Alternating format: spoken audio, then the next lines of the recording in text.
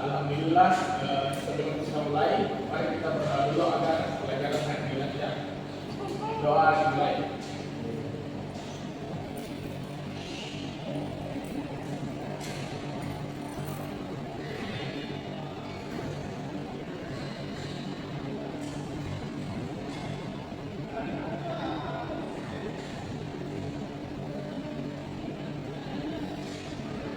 Doa dimulai. Hari ini kita akan membahas topik penting dalam antropologi, yaitu organisasi sosial, keluarga, dan kekerabatan. Apakah dari kalian ada yang pernah mendengar istilah ini? Pernah, Pak? Wajar, kita akan mempelajari bersama. Sekarang coba saya tanya, apa itu keluarga menurut kalian? Keluarga itu orang tua dan anak juga bersama dan saling berlimpah. Bagus saya. Keluarga adalah unit sosial terkecil dalam masyarakat dan menjadi dasar dari organisasi sosial yang lebih luas. Mari kita lanjut ke siklus kehidupan manusia. Siklus kehidupan manusia. Siklus kehidupan manusia adalah rangkaian tahapan perkembangan yang dialami individu sejak lahir hingga meninggal di dunia. Setiap tahap memiliki ciri khas biologis, psikologis, dan sosial yang berbeda. Berikut adalah penjelasan tentang tahapan dalam siklus kehidupan manusia. Yang pertama, masa parental atau masa sebelum lahir. Masa ini dimulai sejak pembuahan hingga kelahiran, sekitar 9 bulan. Tahapan ini dibagi menjadi 3 fase. Fase pertama yaitu zigot, dari pertumbuhan hingga minggu kedua. Fase kedua yaitu embrio, minggu ketiga sampai ke-8. Organ-organ mulai terbentuk. Fase ketiga janin, minggu ke-9 kelahiran, organ tumbuh dan berkembang hingga siap lahir. Tahap kedua, masa bayi 0 sampai 2 tahun. Pada masa ini, manusia sangat tergantung pada orang tua. Pertumbuhan fisik berlangsung sangat cepat. Bayi mulai belajar mengenali suara, wajah, dan membentuk keterkaitan emosional. Kemampuan motorik, kasar dan halus mulai berkembang, termasuk belajar, duduk, merangkuk, berdiri, dan berjalan. Ketiga, masa kanak-kanak awal pada usia 2 sampai 6 tahun. Anak mulai menunjukkan kemandirian, rasa ingin tahu tinggi, dan kemampuan berbicara yang besar. Perkembangan kognitif, sosial, dan emosional sangat signifikan. Anak belajar mulai bermain, meniru orang dewasa, dan memasuki tahap pendidikan dan sekolah. Tahap keempat, masa kanak-kanak tengah 6 sampai 12 tahun. Masa ini disebut juga masa sekolah dasar. Anak mulai belajar secara formal dan memiliki kemampuan berpikir logis kompleks. Sosialisasi meningkat, anak membentuk hubungan dengan teman sebaya dan mulai mengembangkan harga diri dan identitas awal. Tahap kelima, masa remaja 12 sampai 18 tahun. Terjadi perubahan fisik drastis akibat pubertas. Ini adalah masa transisi dari anak ke dewasa. Remaja mulai menjadi jati diri, mengalami perubahan emosi, dan mulai tertarik pada hubungan romantis. Perkembangan moral, nilai, dan berbagai masalah juga terjadi. Fase ke-6, masa dewasa awal 18 sampai 40 tahun.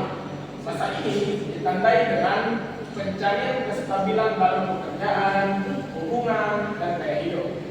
Individu biasanya menikah, memiliki anak, dan membangun karir. Tantangan umum adalah membentuk komitmen dan kemandirian penuh. Fase ke-7, masa dewasa tengah. Pada umur 40 sampai 65 tahun. Pada masa dewasa tengah, individu sering mencapai puncak karir dan pengaruh sosial. Mulai muncul refleksi atas pencapaian hidup. Tantangan umum termasuk merawat orang tua yang menua, menghadapi anak yang mulai mandiri, dan mempertahankan kesehatan fisik dan moral.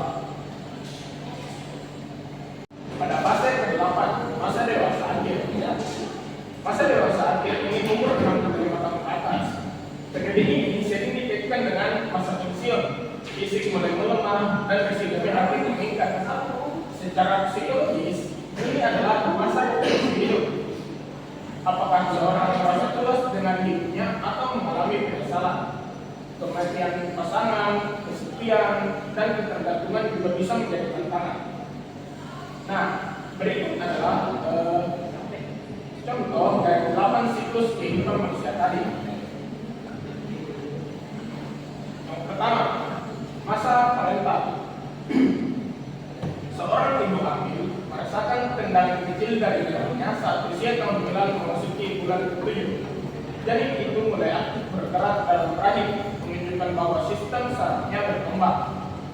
Di saat yang sama, sang ibu menjaga asupan gizinya, menghindari zat berbahaya, dan rutin memeriksa kandungannya untuk memastikan pertumbuhan janin berlangsung normal. Pada fase kedua, masa bayi berumur 0 sampai 2 tahun.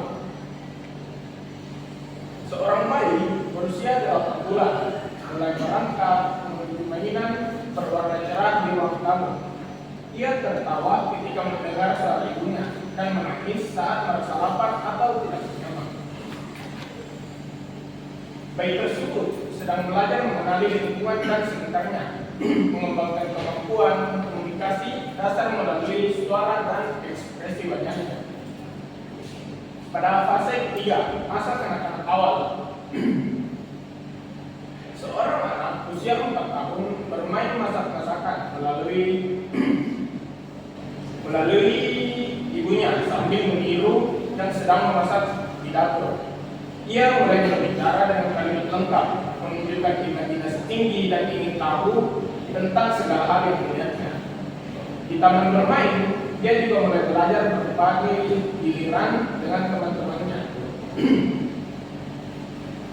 Pada fase keempat, masa kanak-kanak tengah, umur 6 sampai 12 tahun, seorang siswa kelas 4 SD mulai menunjukkan minat pada pelajaran IPA dan sedang membaca buku tentang luar angkasa. Dia juga aktif dalam kegiatan ekstrakurikuler pramuka, belajar bekerja sama dalam tim, dan mulai memiliki sahabat dekat. Pada masa ini, dia mulai menyadari pentingnya tanggung jawab dan aturan di sekolah maupun rumah. Pada fase kelima, masa remaja, umur 12 sampai 18 tahun. Seorang siswi SMA mengalami perubahan fisik seperti suara yang berubah dan tinggi badan yang bertambah. Ia mulai merindukan cita-cita masa depan, berdebat dengan orang tua tentang kebebasan dan sering berkumpul dengan teman sebaya. Ia juga mulai tertarik pada isu-isu sosial dan mencari identitas diri yang lebih jelas. Pada fase ke-6, masa dewasa awal, pada umur 18 sampai 40 tahun. Seorang pria berusia 28 tahun baru saja menikah dan bekerja sebagai arsitek di sebuah perusahaan. Ia berusaha menyeimbangkan waktu antara karir dan kehidupan rumah tangga, serta mulai menabung untuk masa depan. Ia juga mulai serius menjalani peran sebagai pasangan dan calon orang tua. Pada fase ke-7, masa dewasa tengah, pada umur 40 sampai 65 tahun. Seorang wanita berusia 52 tahun merasa bangga karena anak-anaknya telah mandiri dan kuliah di luar kota. Kini, ia fokus pada pengembangan diri, aktif dalam kegiatan sosial, dan menikmati pekerjaannya sebagai guru sosial. Meski mulai mengalami penurunan stamina, ia berusaha menjaga kesehatan dan merencanakan masa pensiunnya.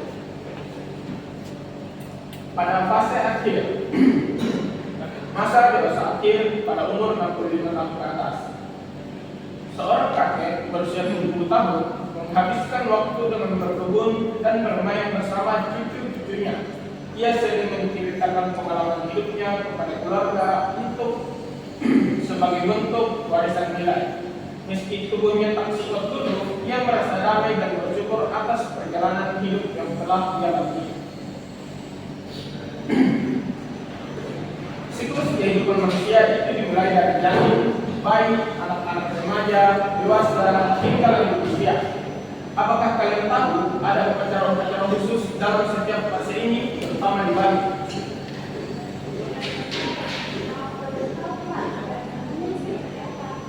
Nah, baik ini contohnya di Bali itu ada merujak untuk wanita hamil, pawiwan untuk pernikahan, dan ngaben untuk upacara kematian. Semua itu termasuk ritus kehidupan.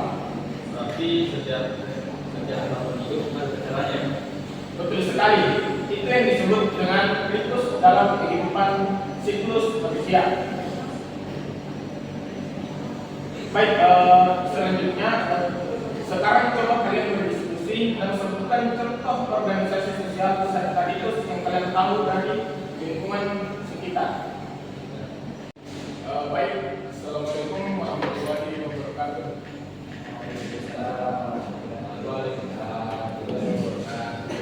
Apa kabar hari ini? Alhamdulillah. Sebelum kita mulai, mari kita berdoa dulu agar pelajaran hari ini lancar. Doa dimulai.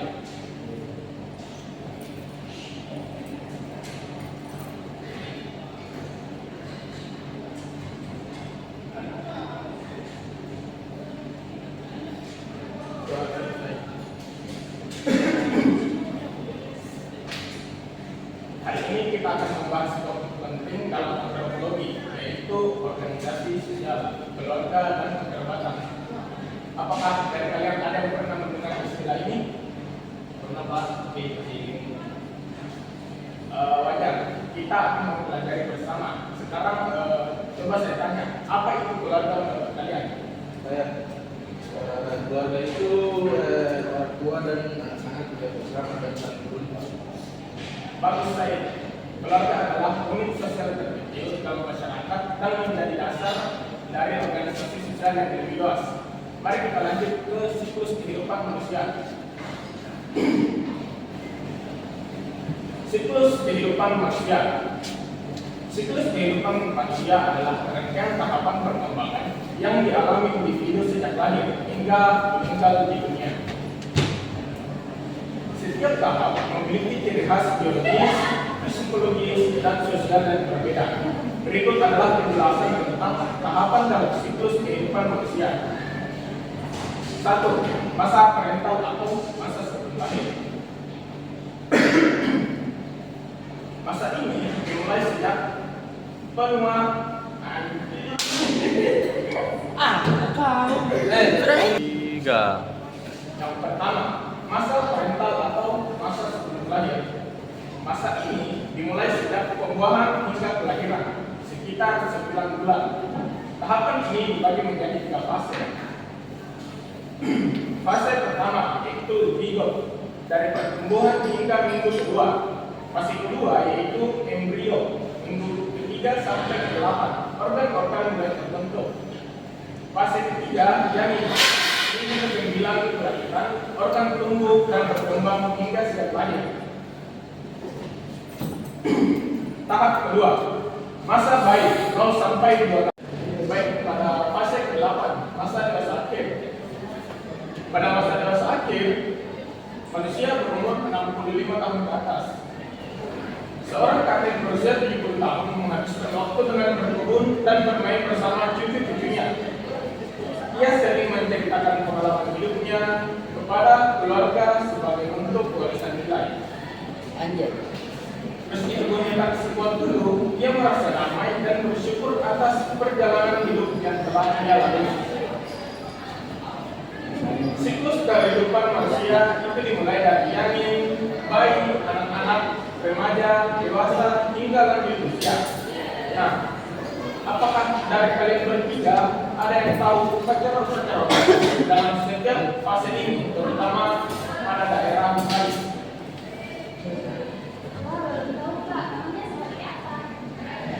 Contohnya ada merujak untuk wanita hamil, pawiwahan untuk pernikahan, dan ngaben untuk upacara kematian.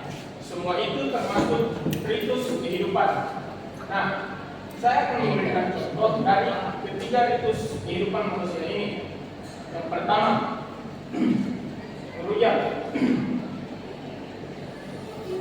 Merujak adalah upacara yang dilakukan pada saat seorang wanita di Bali mengandung. Biasanya pada usia kehamilan sekitar 7 bulan, tujuan utama dari upacara ini adalah untuk memohon keselamatan dan kelancaran bagi ibu dan bayi yang dikandungnya hingga proses persalinan tiba. Selanjutnya, pawiwahan. Pawiwahan adalah upacara pernikahan adat Bali yang sakral dan penuh dengan rangkaian prosesi. Upacara ini bertujuan untuk mengesahkan ikatan lahir batin antara seorang pria dan wanita sebagai sesuatu yang menurut adat dan agama Hindu Bali. Yang ketiga, ngaben. Ngaben adalah upacara kremasi atau pembakaran jenazah yang dilakukan oleh masyarakat Hindu Bali. Bagi mereka, ngaben bukan merupakan upacara kesedihan, melainkan sebuah ritual suci untuk mengantarkan roh yang telah meninggal menuju alam roh atau mitra loka agar dapat bereinkarnasi atau mencapai moksa. Moksa itu kayak kebebasan dari siklus kelahiran dan kematian. Berarti setiap tahapan hidup ada upacaranya. Betul sekali.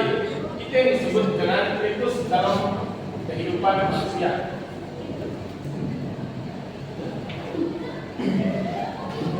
Baik, sekarang perlu kalian berdiskusi dan sebutkan contoh organisasi sosial serta ritus yang kalian tahu dari lingkungan sekitar.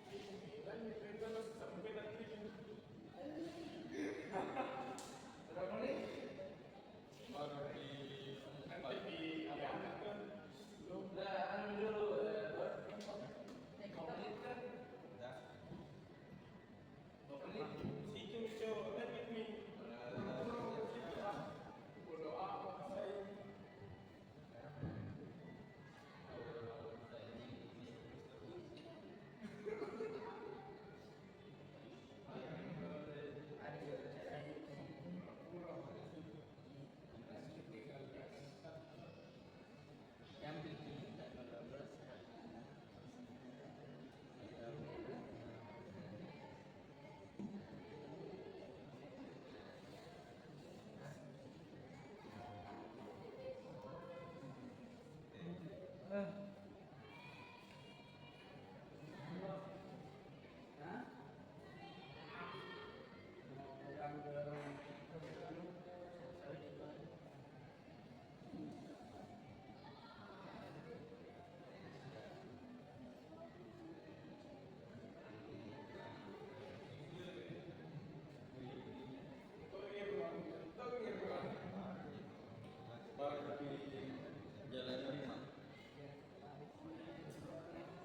4, 5.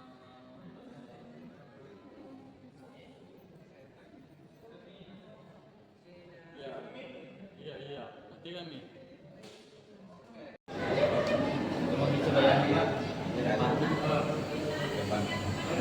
Jauh sih tadi. Baik, apakah diskusinya sudah selesai? Sudah Pak.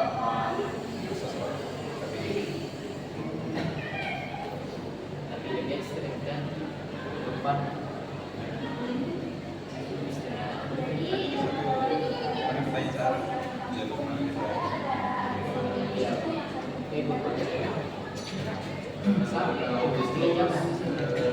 Selagi saya langsung melihat semalam pernikahan. Saya kalau tidak pernah itu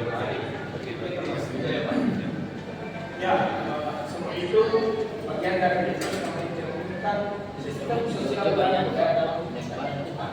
yang orang bilang globalnya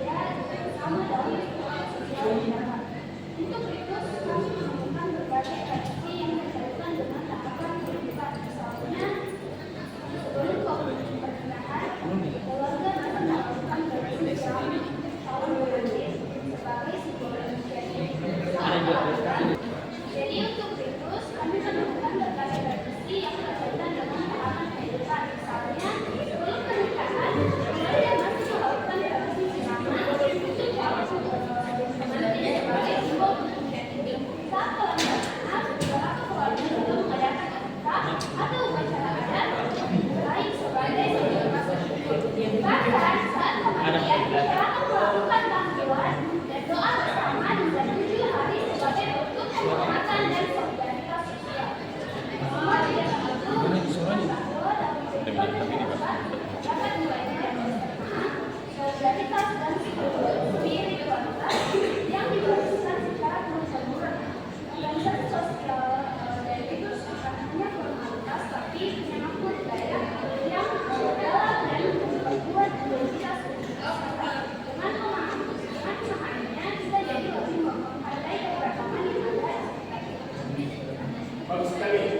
Ayo beri tepuk tangan untuk Windy dan teman-teman.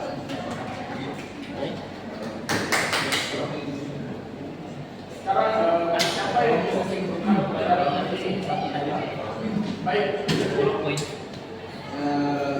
Tujuan pada pelajaran kita ini adalah kita belajar bahwa keluarga adalah bagian dari sosial dan menjaga kehidupan, memiliki ritmus atau upacara sendiri, nilai budaya masyarakat.